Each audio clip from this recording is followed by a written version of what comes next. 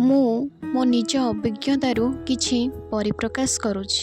ମୁଁ ଦେଖିଛି ମୁଁ ପାଖେ ଥିଲେ ସେ ମୋତେ ଖୋଜନ୍ତିନି, କାହିଁକି କେଜାଣି ଅଳ୍ପ ସ୍ୱଳ୍ପ ଭାବେ ମୁଁ ଯଦି ତାଙ୍କଠୁ ଦୂରେଇ ଯାଏ ସେ ମୋତେ ଭାରି ମନେ ପକାନ୍ତି ବା ଭାରି ଖୋଜି ହୁଅନ୍ତି।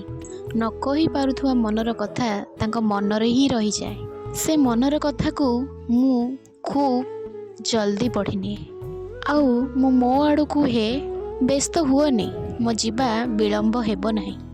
ଆଉ ଯଦି ସାମାନ୍ୟ ମାର୍କେଟ ବି ଯାଇଥାଏ, ଯେଉଁ ମଣିଷ ଘରେ ଜମା ବି ପଚାରେନି କ'ଣ କରୁଛୁ, କୁଆଡ଼େ ଯାଇଛୁ, ସେଇ ମଣିଷ ମୋତେ ବାର ବାର କଲ୍ କରି ପଚାରେ କେତେବେଳେ ଆସିବୁ। ଏଇ ପଦକ କଥା ନା ମୋ ମନ ଭିତରେ କେଉଁଠି ନା କେଉଁଠି ପ୍ରେମର ଗନ୍ତାଘର ବା ସାଗର ଖେଳିଯାଏ। ସେଠୁ ମୁଁ ଜାଣିପାରେ କି ସେ ମଣିଷ ମୋତେ ବହୁତ ଭଲ ପାଏ।